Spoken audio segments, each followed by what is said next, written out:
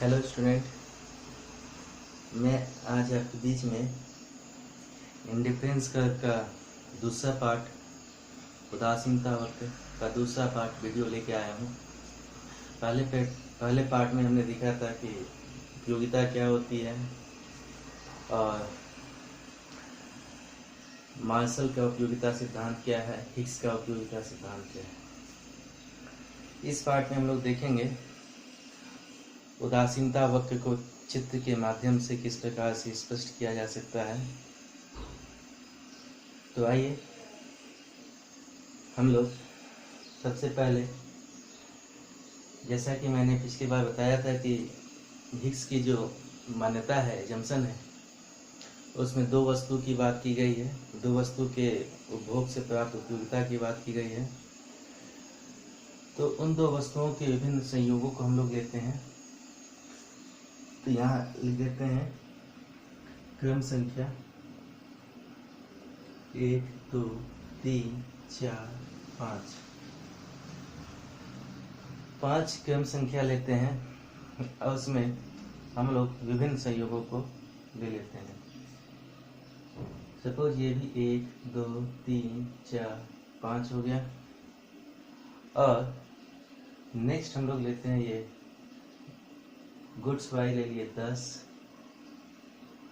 ये ले लेते हैं 8 6 4 2। इस तरह से हमने गुड्स एक्स और गुड्स वाई के कॉम्बिनेशन को ले लिया। यानी उपभोक्ता गुड्स एक्स की इतनी यूनिट को कंजम्पशन करता है, गुड्स वाई की इतनी यूनिट को कंजम्पशन करता है। ये हो गया यूनिट, ये हो गया यूनिट, कितनी इकाइयों का उपभोग करता है।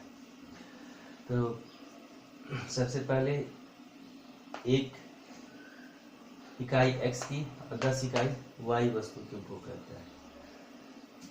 दूसरे स्टेज में जब वह x वस्तु के उपभोग में वृद्धि करता है, यानी 1 से बढ़ा के 2 करता है, तो y वस्तु के उपभोग में 2 इकाई का त्याग करेगा। उसी प्रकार जब x वस्तु के उपभोग में पुनः 1 इकाई की वृद्धि करता है और 1 इकाई की वृद्धि करने से वह अब 3 इकाई की x वस्तु की उपभोग करता है, तो y वस्तु के उपभोग में 2 इकाई की पुनः कमी आकर 6 इकाई करता है। यानी जैसे जैसे वह x वस्तु के उपभोग में वृद्धि करेगा, वह y वस्तु के उपभोग में कमी करता जाएगा। इसी को सीमांत प्रतिस्थापन की दर कहते हैं, मार्जिनल रेट ऑफ सब्स्टिट्यूशन। अब हम इसे पहले चित्र के माध्यम से समझ लेते हैं।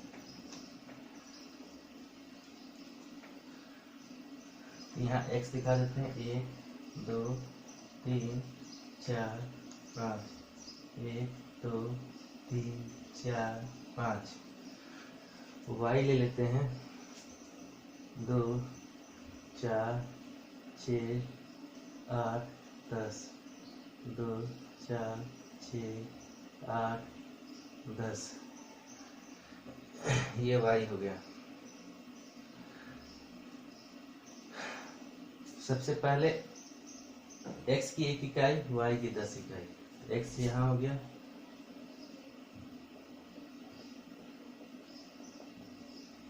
और y 10 यहाँ हो गया। दूसरे में x का 2 है, y का 8 है। x का 2, y का 8।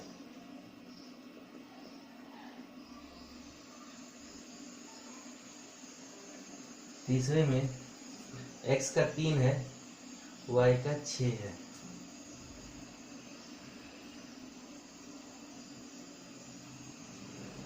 चौथे में x का 4 है, y का 4 है।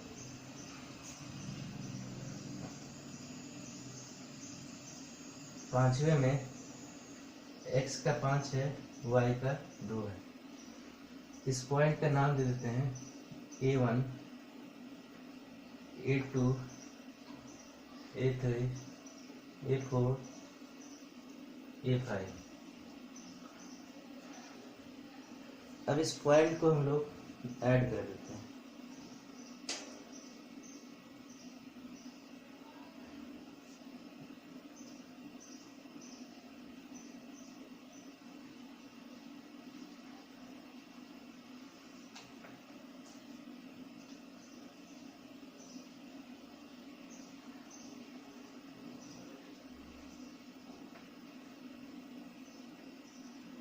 ये हो जाएगा आपका आईसी का, ये आपका आईसी कर्व हो जाएगा। आईसी कर्व जिसको हम लोग इंडिफरेंस कर्व करते हैं, इसे हम समझते हैं। जैसे जैसे x की इकाइयों, x के उपभोग में वृद्धि करता है, उपभोक्ता y के उपभोग में कमी करता जाएगा। पहले x का 1 इकाई उपभोग करता है, y का 10 इकाई, तो वह बिंदु A पे है, आईसी कर्व के बिंदु A पे है। जैसे वह x के उपभोग में 1 इकाई की वृद्धि कर 2 इकाई का उपभोग करता है, वह y इकाई के 2 उपभोग में कमी कर 8 इकाई का उपभोग करेगा।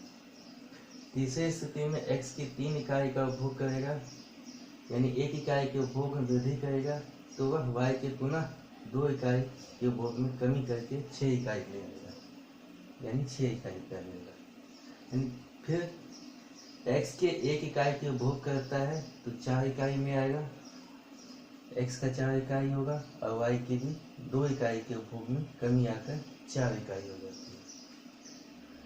x के 1 इकाई के उपभोग में वृद्धि कर 5 इकाई का उपभोग करेगा, तो y के 2 इकाई के उपभोग में कमी करेगा और y की 2 इकाई का उपभोग करेगा।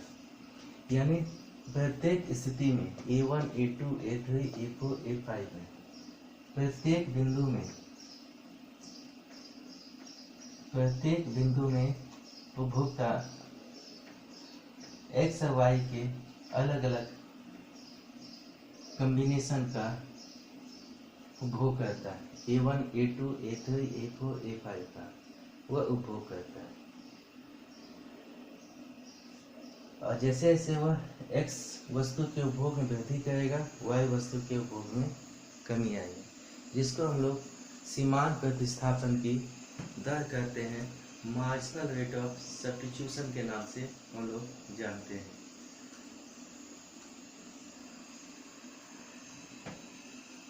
तो इंडिफरेंस कर्व ऊपर से नीचे, बाएं से दाएं की ओर जाती है। यह इसकी एक प्रॉपर्टी हो गई। और इंडिफरेंस कर्व के प्रत्येक बिंदु A1, A2, A3, A4, A5 प्रत्येक बिंदु पर जो उपभोक्ता को संतुष्टि प्राप्त होती है, वह संतुष्टि समान स्तर पर प्राप्त होती है। यानी A3 पे जो उपभोक्ता 3 इकाई x और 6 इकाई y का उपभोग करके प्राप्त करता है, उससे जो संतुष्टि मिलती है, वही संतुष्टि A5 बिंदु पे 5 इकाई x और 2 इकाई y का उपभोग करने से मिलती है। यानी उसकी संतुष्टि में किसी प्रकार का कोई भी कमी नहीं आता है। प्रत्येक इकाई पर उपभोक्ता को समान रूप से संतुष्टि की प्राप्ति होती है। यानी हम कह सकते हैं कि उपभोक्ता को किसी भी स्थिति में उसकी संतुष्टि के स्तर में कमी नहीं आती है। अब हम आगे जाकर इंडिफरेंस कर्व की क्या क्या प्रॉपर्टी है, इस चीज़ को हम लोग समझते हैं। तो हम लोग देखते हैं इंडिफरेंस कर्व का शेप। हम जब देखते हैं, इंडिफरेंस कर्व हमेशा always convex to the origin होगा। इसे हम फिर से एक बार बना लेते हैं थोड़ा साफ। कैसे?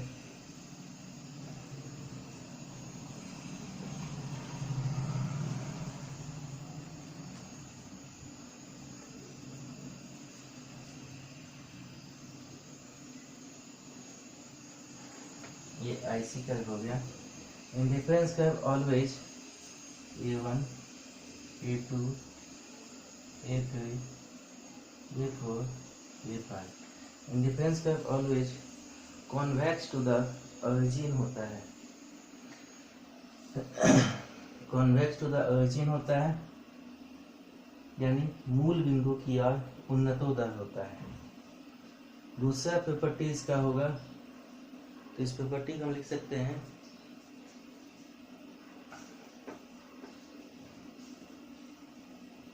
इंडिफरेंस कर्व की प्रॉपर्टी। पहला प्रॉपर्टी हो गया कि indifference curve IC convex to the origin होता है। Indifference curve convex to the origin होता है। दूसरा इसकी प्रॉपर्टी होती है indifference curve convex to the origin का मतलब क्या हो गया, वह मूल बिंदु की ओर उन्नतोदर होता है। जब हम इंडिफरेंस कर्व का दूसरी प्रॉपर्टी की बात करते हैं,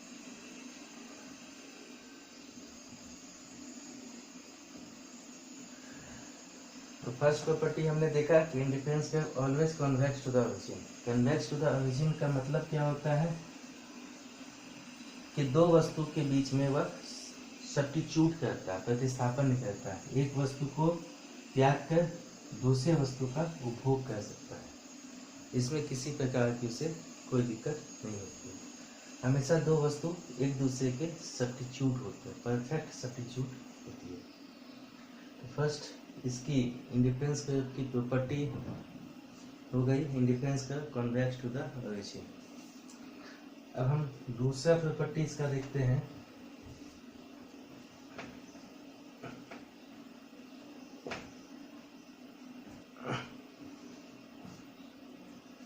इंडिफरेंस कर्व कभी भी एक दूसरे को नहीं काटेगा।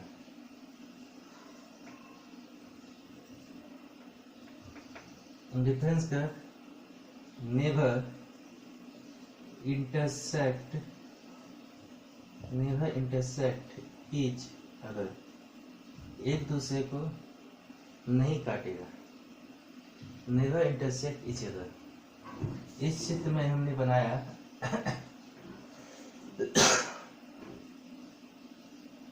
कि गुड्स x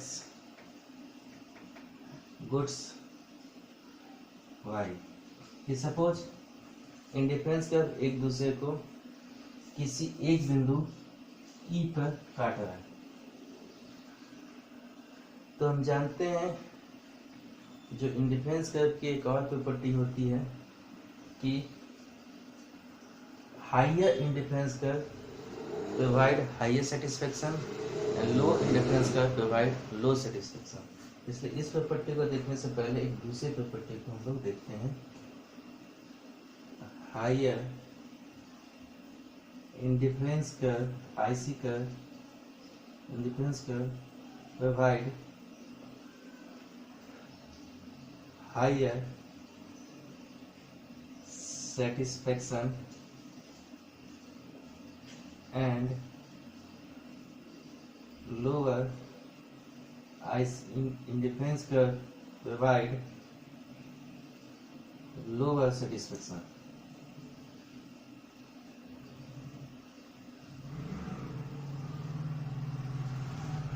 इंडिफरेंस कर्व ऊंचा वाला इंडिफरेंस कर्व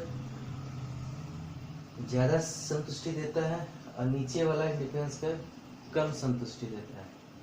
इसे हम चित्र के माध्यम से समझते हैं। अभी इसको भूल जाते हैं। जैसे ये OX OY ये IC है, ये IC1 है, ये IC2 है।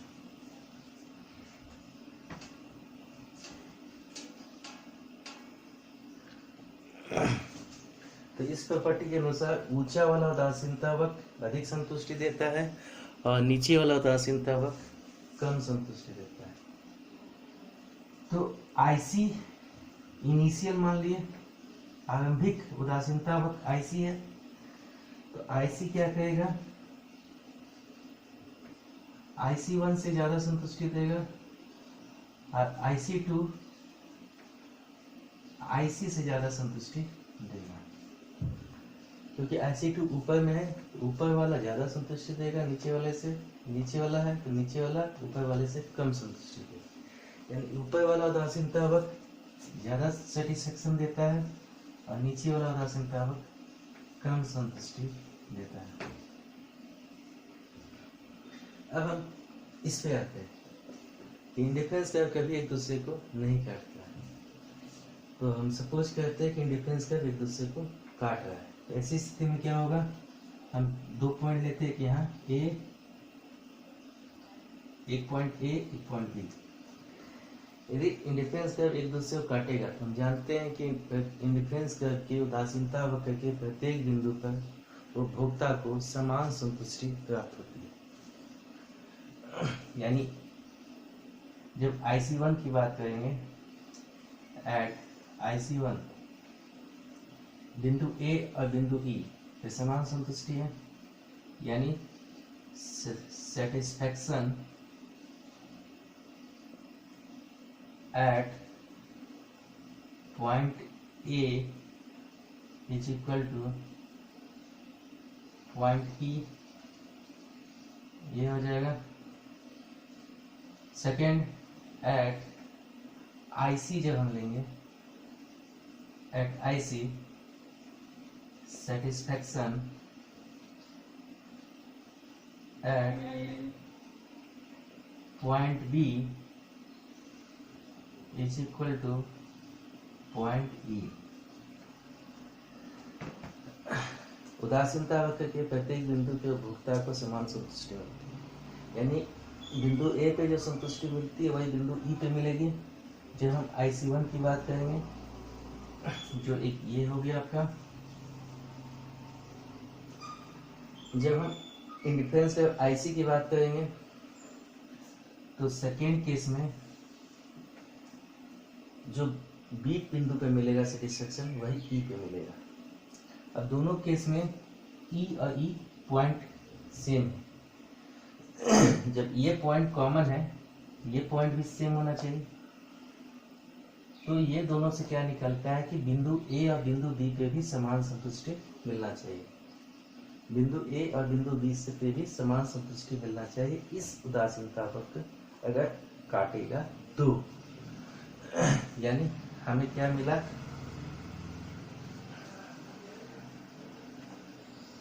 एज पर आवर एजम्पशन, हमने जो मान्यता की उसके अनुसार हमें क्या मिल गया कि point A equal to point ई हो जाएगा।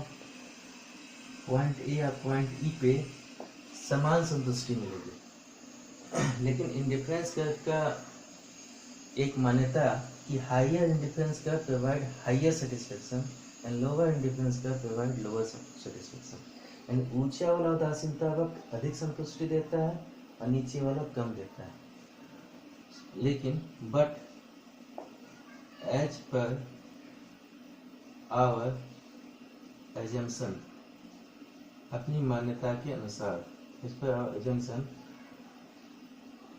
Point A will provide higher satisfaction than point B.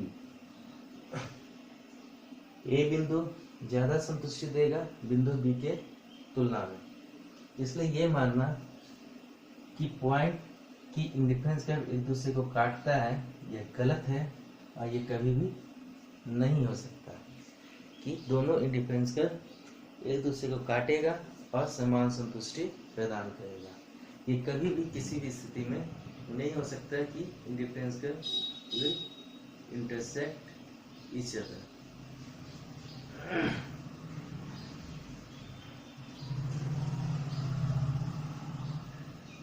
Next property indifference curve की हम लोग देखते हैं।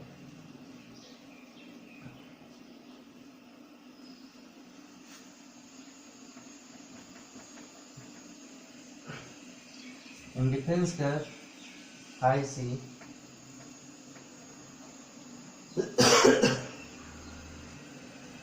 बाएं से दाएं, ऊपर से नीचे, डाउनवर्ड मतलब नीचे की ओर इसका ढाल होता है। यानी IC कर्व, IC वक्र, IC कर्व स्लोप डाउनवर्ड